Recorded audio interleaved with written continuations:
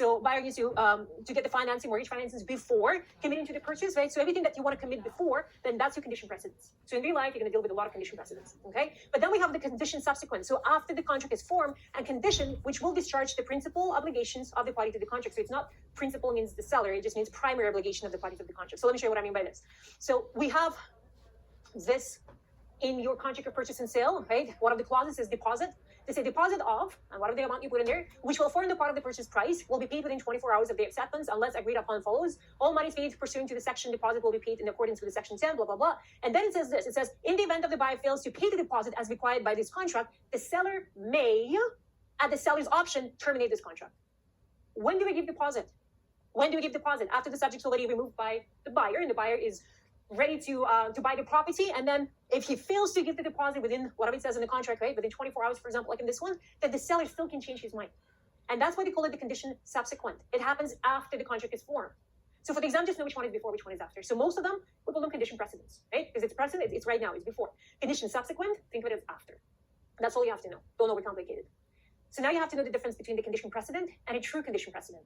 It's very easy to recognize them, and I'm going to explain it to you so well. You're going to like it. So the condition precedent is what we always use, right? So how do you define this? Whatever you need to do before you want to get into the binding contract, right? So if you need to satisfy your financing, of course, before you're going to remove that subject, before you want to commit to buy the property, you will be working on that subject, right? Or inspection, you want to make sure you do it before you commit to buy the property, right? So you can remove them in two different ways. You can satisfy it or you can waive. So let me explain what I mean by this. So satisfy means you want to fulfill it. So if I have an example, I have subject to buyer or before the buyer's expense obtaining and approving the inspection report, right? So if I want to do an inspection, if that inspector goes through the property and he tells me that it's good to go and I still want to buy it, then I fulfill, right? I satisfy this condition, and now I can remove it. Okay, so I've done what they asked me to. So if I wanted to get a subject to financing, so if I got the financing, then I can remove it. Right? So if they gave me financing, then I can fulfill that condition and I can remove it. Right? But if I won the lottery, so if it's a financing that I need, I put subject to financing, and instead of going to the bank, I actually won the lottery, which is good for me, right? Then I said, look, I don't need to satisfy it. I don't need to wait for the bank to give me a green light. I can just waive it, remove it basically, and says, you know what, I'm going to buy it without the financing. I'm good to go. Okay, so that's what waive, right? May only be waived by the party who is benefit from the condition. So that's why you will see this condition is for the sole benefit of the buyer. So when you put that sentence in there, right? When you put that sentence, the condition is for the sole benefit of the buyer. That's how it becomes the condition precedent. Okay, something that it's up to you to decide if you want to satisfy it, if you want to fulfill it, or if you want to waive that condition. So as soon as you put that sentence into, let's say, financing clause, this condition is for the sole benefit of the buyer, that is a condition precedent. That's it. And that's why in real life, we always add this to every single subject that buyer puts in. Because we want the buyer to have the rights to satisfy it, which is fulfill, or the rights to waive it if he has the money settling it, right? so this is what I'm referring to as a condition precedent. A true condition precedent doesn't have this clause. It doesn't have this, the condition for the sole benefit of the buyer, okay? So what it means with the true condition is it's as a condition that is wholly depends on the will or action of the third party, somebody who is not part of the contract, like the bank. So if you have a true condition, you will not have this phrase in there. You would just have this just like that, subject to the new first mortgage being made available to the buyer on or before whatever the date is of the month, whatever that's given to you, right? So you'll have it just like this. Now that is a true condition precedent. Why? Because the buyer is not in charge of this clause. So that means he can only satisfy this. He cannot waive it. So if he won the lottery, he cannot pay it off because he's relying on the third party. He's relying on the bank to satisfy it, to fulfill. And if the bank gives him the money, yes, he can fulfill it then. But if he doesn't get the money from the bank, he cannot just use the cash from the lottery that he just won. You see the point in here? So for the exams, just know that when it comes to true condition, you cannot waive it because it's not up to you to decide now. It's up to the bank to decide now, to the third party to decide, right, to satisfy or not to satisfy. That's why in real life, we always add this part to every single subject, right? Just to make sure that they are becoming a condition precedent instead of the true condition precedent. Is that a good explanation? I think so. Let's do question 17. In a binding contract, a condition precedent can best be described as. So let's look at the options. Let's see what we're looking for. Condition precedent, okay? The one that you can waive it or you can fulfill it. A subject to clause that gives the party sole discretion over whether or not to proceed with the sale. Kind of sounds nice, but you have to always choose the best option. Option 2, the condition or event, the occurrence of which will discharge the principal, which is the seller, obligations of the party to the contract. That does not make any sense. Subject clauses or condition precedents are not for the principal ways to discharge things. No. Number 3, the condition allowing the seller to terminate the contract. Stop. It's not the seller who will terminate the contract when the buyer defaults on the deposit obligation. That's not it. That's your condition subsequent, right? That's a totally different thing. Okay. Number 4, a condition that must occur before a party is liable to perform his or her principal obligation on the contract. So option 1 and option 4, which one is the better one? You have to always see which one is the better choice. Okay, definitely option number 4 because it has one keyword. What's the keyword that you're looking for? You remember when you have to remove the subject clauses, right? Occurs before a party is liable to perform his or her obligations, right? So that's what's kind of a keyword in here. Good job. Okay, question 18, the seller refuses to sign the subject removal form and strikes out of the condition precedent from the contract of purchase and sale. Can he even do that? Can the seller refuse to sign the subject removal form and strikes out of the condition precedent from the contract of purchase and sale? Who puts those subjects in? I mean, seller can put his own subjects too. Whoever puts them in, that's the person who has to remove them. But mostly, when it's a contract of purchase and sale, it's the buyer who puts his subject to financing, right? This condition is for the sole benefit of the buyer. So if you have that sole benefit of the buyer, who can remove that subject? Only the buyer. So seller has no rights to refuse.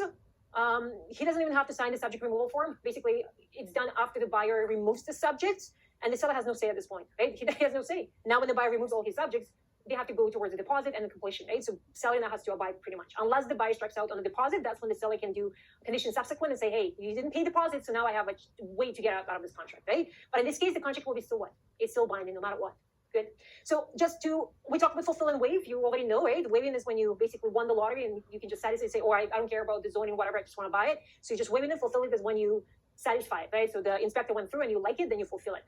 Just one more thing that I forget to tell you, how do you remove the subjects? When you remove them, then you have to notify everyone, right? So must deliver the written notice to each party before the deadline. So it has to be in writing saying that the subject were removed, right? And that's it. So that's how the buyers and sellers know that this is a complete sale. This is when our agents go and celebrate. They have no money in the pockets yet, right? But they get drunk. Why? Because they know completion is coming, right? So when the buyer removes the subject, that's when we celebrate. It's kind of funny because we know we earned the money. Okay, so the risk. So you have this section 16 in your contract of purchase and sale. It says the risk all buildings on the property and all other items included in the purchase and sale will be and remain at the risk of the seller until 12:01 a.m. on a completion date. So if its house burns down at 12 a.m., then the buyer is not responsible for this, right? But if it burns at 12:01 p.m. on a completion date, that buyer is the one who said, oops, I should have bought an insurance on my property. So in real life, you cannot buy a property without an insurance if you have a mortgage on the property. So if you're planning to get a mortgage, the lenders will require you to get your insurance ready to go, right? Before you meet up with the lawyers and finish all the documents before the completion date. You need to make sure that you have some type of protection, right? After that time, the property and all included items will be at the risk of the buyer. So 12:01 a.m. it's already buyer's responsibility. Okay, protecting the personal information. What act is this? That's your PIPA, PERSIPLO, Information Protection Act, right? Personal Information Protection Act. So gathers by the licensee from the seller and the buyers are not protected by the legislation, right? This protection requires licensee to obtain the informed consent from their clients. We repeat ourselves on purpose because we want you to know that you have to collect that informed consent from your clients. Is that okay if I collect all this personal information?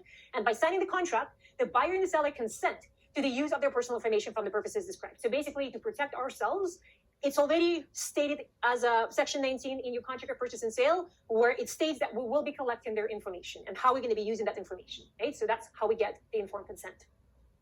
So how do you protect the seller, right? So in order for you to protect the seller, can you pre-qualify buyers? So for example, if it's my listing and you have a buyer and you call me to set up the showing, can I ask you a question? Is your buyer pre-qualified?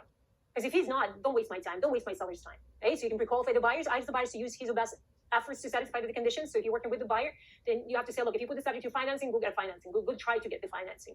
Specific date, time, and condition precedent. So sometimes you can put specific dates on the contract, right? Just to, let's say if the buyer wants to put subjects for 4 weeks, he wants to have 4 weeks, put your property on hold for 4 weeks and trying to satisfy his conditions, that's too much of a time. So you can bring it down to 7 days or 10 days, which is more usual, right? Time clauses. So if this is what we're kind of aiming for, they want you to know that you add the time clause or 72-hour clause.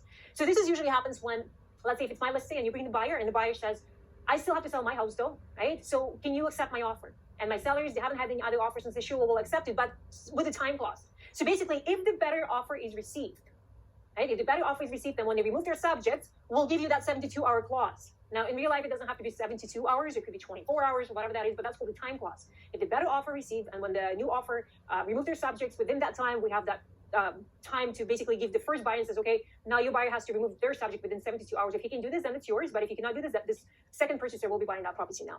Property disclosure. What did I tell you about property disclosure? It does not protect the sellers, right? So they have to fill out that form, right? This form, they have to fill that out, but it does not protect the seller. It mostly protects the purchasers, right? Because if they take that form and if the seller fills it out with all their yes, no with their initials, then they will be it's like a written warranty for the buyer, right? So the buyer will take this form, they will incorporate it with the contract of purchase and sale, and now the seller is on the hook for everything what he says in here, right? So intended to promote useful communication about property condition between the vendors and the purchaser. I like how they say that. Communication. Now that's more like a warranty. You put your initial, you're kind of liable for that information now. Okay? Provides a written record of enables purchasers to establish what information was provided at the time of making the contract of purchase and sale. So basically, the buyer is supposed to look through this PDS and see if they're okay with all the answers, and make sure that you understand it does not form a part of the contract of purchase and sale unless you specify and you add it in there and says, you know what, we'll incorporate the PDS into the contract of purchase. Then the sellers will be liable for this information, right? But automatically, it does not form part of the contract. Okay, and the PDS, so when it comes to strata lot, so if you buy a strata unit, just know that the PDS will be specifically for that unit itself, not for the whole strata. Right? Of course, they're not going to give you information about the whole strata. That's a totally different form that we use. The Form B usually talks about the strata stuff, but the PDS itself is about the seller of the property talking about his unit only. Right? That's what it's for. Question 19. Which statement does not accurately describe the property disclosure statement, the PDS? Option 1. The PDS for strata property should include detailed disclosures for the strata lot owners regarding the condition of all of the strata developments common property. True, false? All of the strata developments common property, should you tell them about whole strata thing, what's happening there? Definitely not, because it's not for all of it. So option 2 should be the answer. The PDS does not form the part of the contract unless specified wording to this effect inserted into the contract of purchase and sale. As long as you incorporate it in the contract of purchase and sale, then yes, PDS becomes your written warranties basically from the seller. Okay. Question 20, a buyer and seller enter into the building contract of purchase and sale of the seller's townhouse. Shortly before the completion date, the buyer, regretting her decision to purchase the townhouse, and informs the seller that she will not complete the sale. The seller decides to initiate a court proceeding against the buyer. What damages would court likely receive, right? So this is interesting. So as a buyer, after you remove the subjects, you decided not to complete. Did you breach the contract? Yes, you did. Seller definitely can come after you. So what do you think the seller wants to come for? He can come for 2 things. He can specifically tell you as a specific performance to finish the contract, and he wants to sue you for damages, right? One or the other ones, but let's see what he wants here. Out of the pocket expenses incurred in reselling the house, definitely that's damages, right? He definitely will want to sue you for that, because if he needs to list the house, he lost time, he lost money, he will sue you for all of that difference, and he will win. Provided the seller can demonstrate that he exercises reasonable efforts to sell the townhouse, they can ask for the difference in the contract price if the second sale price was a lower price than the first one. That is a true statement. So if she gave him an offer for, let's say, $500,000 that she will buy it, and then she defaulted on that contract, and the second offer only came up for $450,000, that $50,000 she will pay as a buyer. The first buyer will pay because she defaulted on that contract. She breached the contract. So he definitely going to sue her for damages. Quantum rate in this case is not applicable as much as you deserve. This is more about, it's about expense in here for sure. So under the common law, they will come and sue them for those remedies. So 1 and 2 is the best ones. So can you amend the contract of purchase and sale? So what is amending? Make changes to that. Are you allowed to make changes? Sometimes the buyers put conditions and it's not enough time for them. So they put only 1 week, but the financing takes way longer than this. And they say, so they go back to the seller and says, can you give us a little bit more extension time? Can you give it to us? They always say that amending is not a good idea. And the reason for that, because what if that seller has a backup offer? What if that seller wants to get out of this contract and he just waits for anything like this to happen? Do you see what I mean? So just make sure before you send any amendments, before you do anything, you want to make sure that both parties agree to sign it, right? Maybe talk to the other seller and see if they're okay with this. An amendment constitutes a contract to change an existing contract after offer is accepted, but one of the parties later wants to change the contract of purchase and sale, and the licensee who represents the party seeks an amendment must exercise caution, right? So the caution is, what if the seller doesn't want to sign this, right? So that will be an issue. So first you have to confirm that amendment will not terminate the existing contract. So call them up and say, is that okay? Would you guys willing to give us an extension, give us a little bit more time, right? Will not be legally binding unless both parties sign on that amendment. So if the seller decides not to sign on this, that means he does not agree. That's it. That means he's not giving you an extension, right? And if you cannot complete on time, that the seller can sell it to somebody else, right? Unless it's finalized in writing and signed by all of the parties, right? And every party to the agreement must expressly approve, right, any amendments, put into the writing and sign it, right? And of course, the licensee must, without delay, deliver a copy of that assignment to every single party to the contract, right? Must be in writing, must be signed by all parties. Okay, now the assignment. Now, the assignment is a huge subject. And before, we used to have so much flipping going on in BC, right? So when you hear people buying the property for one price and then suddenly within the week they resell it for so much more, right? So that's called assigning, right? A lot of times the new developments, you might bought it 2 years ago and now it's almost a completion time. And then you say, look, I know the property went up in value by, I don't know, 200,000. I'll just assign it to somebody else to buy it instead of me, right? And I make that 200,000, right? So on new developments, usually developers put the clause about the assignments and they say, sure, you can assign it, but you will pay me this much %, right? So something like that. So on the exam of the last few assignments, are they still legal? Yes, they are. Can you still do them? Yes, you can. But now in the contract of purchase and sale, they included this clause 20A where it talks about restrictions on the assignments. And they basically tell the buyers, if they're planning to buy this property to flip it, just know that there's going to be 2 clauses in your contract of purchase and sale that will be already printed inside of your contract, right? And if you don't like them, you can always cross them off and send it to your seller and see if he's okay to initial them, and then that will be fine. But otherwise, this is what will happen when you decide to assign it, okay? So what does it say in this 28? It says that we have 2 standard assignment terms inside of our contract of purchase and sale. The first one says that the contract must not be assigned without the written consent of the seller. So that means if you keep those two clauses in here, then you're not allowed to do any assignments. So assignment is done before the completion date. That's what usually happens. So if it's a brand new development you bought 2 years ago, your completion is coming up in 2 months, and he says, you know what, I don't want to get financing. I already know that I make profit on this property, so why don't I just find a buyer and assign him? So he buys it instead of me before the completion date. So if you buy that from the developer, he'll have his own terms, right? But in this case, we talk about, I don't know, houses, right? Detached properties. So if you're planning your completion, let's say we're going to be in 6 months, but suddenly you lost your job and you cannot complete anymore, and you say, shoot, what do I do, right? Or you find a buyer who wants to pay you more for this property, right? That's usually why people assign.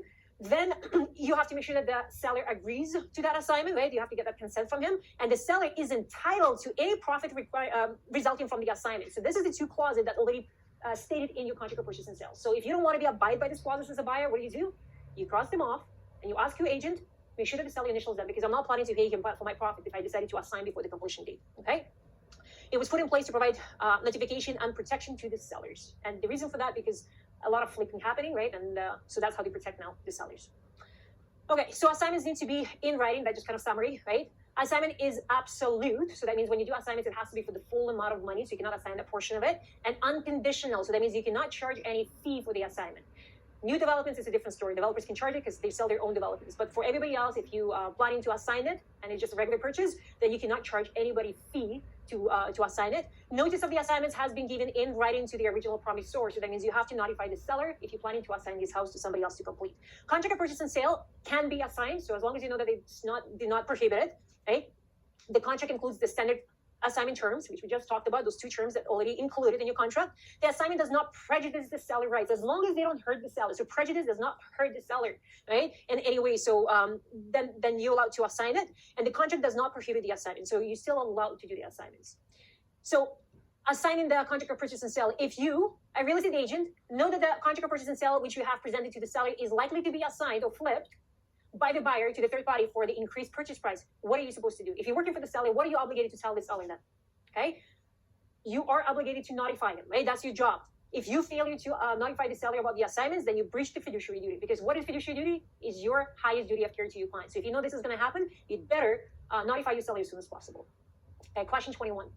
Which of the following is not one of the standard assignment terms that must be included in all of the offers prepared by the licensee unless instructed otherwise by the client? Now, this is a tricky question. See what they're asking you for. Okay, they ask you which one is not one of the standard assignment terms. How many terms do we have? There's 2 assignment terms, right? In the clause 28, it says that those 2 terms, which I'm going to test you right now. Let's see. And they say which one is not one of those terms. Number 1, it says the seller is entitled to any profit resulting from the assignment of the contract by the buyer or any subsequent assignee. Is that one of the clauses? Yes, it is. So this one is definitely a true one. They ask you which one is not one of those assignment terms. Number 2, the seller must not charge any fee to the buyer when consenting for the assignment. Is that true statement though? That is true statement. That was not allowed. Nobody's allowed to. It's unconditional. Assignment is unconditional. You're not allowed to charge anybody fee. But is that the assignment term that we see in our clauses? I'll say it again. Is that one of the terms that you see in the clause? And that's how it's so tricky. That's not a clause. There's only 2 terms that we have, right? So term number 1, that they are entitled for the profit. That's not one of them, okay? And the second term, it says that the contract must be assigned, cannot be assigned without the permission of the seller, right? That's the only 2 standard assignment terms. So for that reason, option 2 is definitely a false statement, even though it's a true statement, but it's not the term, right? And number 3, the contract must not be assigned without the written consent of the sellers, which is true, and all of the above. So no. So that too is false because it's not one of those terms. And a lot of people get caught in this question. It's crazy. Okay, question 22. Which of the following statements is correct? True statement. Contract of purchase and sale can always be assigned. Ooh, strong. Contract of purchase and sale can never be assigned. Ooh. So again, always, never is to be too strong of the words, right? Contract of purchase and sale can only be assigned with the permission of the buyer in writing. No, it shouldn't be the sellers, right? That's not good. And the contract of purchase and sale can be assigned if the contract includes the standard assignment terms, the assignment does not prejudice the sellers, right? And the contract does not prohibit the assignment. So definitely option number 4 is the best one, right? It's not the buyer's permission, it's the seller's permission you need. So on the subject of the assignments, now we're going to talk about new developments. So brand new stratas, condominiums, townhouses, right? So this is where we're going to deal with the developers. And in 2019, the government said, you know what, we deal with so much flipping and we want to know about all of those assignments from now on. So they made developers to collect and report all of that assignment information, right? So now developers, they abide by this condo and strata assignment integrity register. We call it the CSARE. Right? On the exam, sometimes you'll have a question, just one question about the CSARE. It's very easy questions because it's always the same answer that they're looking for. And the answer is disclose, disclose, disclose everything. So developers, they first of all they have to give you the consent to assign it, right? So to do an assignment, and that's a usual thing with developers. So if I go back to my example, you bought a brand new development 2 years ago. The completion is coming up later this year, but due to change in your life, let's say you lost a job and now you cannot get financing, or you moved to a different province and you don't want to complete on that anymore. So, or you can want to make some profit here because you know that in 2 years the property went up so much more in value, and you says, look, I don't want to complete, I just want to flip it, right? I want somebody else to complete instead of me, so I want to assign it. So the original buyer, your name will be assignor, and whoever you're going to assign it to, it's an assignee, right? They'll use that fancy language on you. Can the developer charge you a fee for the assignments? They always do. So remember we talked about the sellers of any type of detached houses or whatever you sell before. So this is new development. And the developers, they'll have rights to charge you a fee for the assignment. That's how they make money. There's a lot of people do assignments when it comes to brand new developments, right? It's a developer who's selling developer units, so they're allowed to do whatever they want.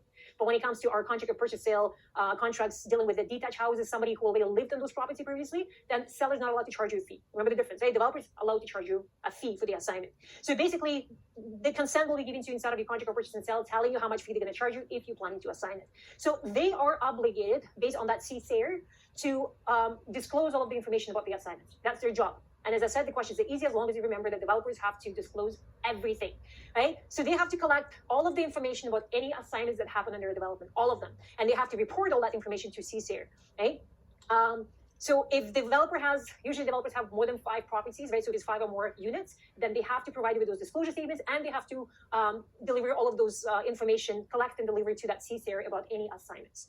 So exemption will be anything to do with commercial or industrial. So this applies to residential units only, right? Not the commercial, not industrial, or not to just the land itself. So if it's a strata lots, they're just selling you the land, right?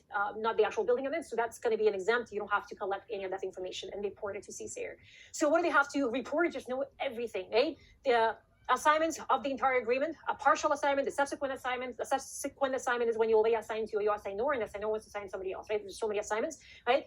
The lease agreements of 3 years or more, right? So because that becomes a legal document. So for the exam, keep it simple. If they ask you what should they report, they should report all of the assignments, everything, right? Whatever has to be assigned, they have to report them all, right? What are they going to be collecting? They're going to collect all of the information. That's why I say it's easy question, right? Everything about people, right? So assignee, assignor, all of their information, their names, their social insurance numbers, right? Citizenship, residency, look how much information, contact information. So everything about those people, right? Based on the PIPA, right? They will collect and they will ask for your consent.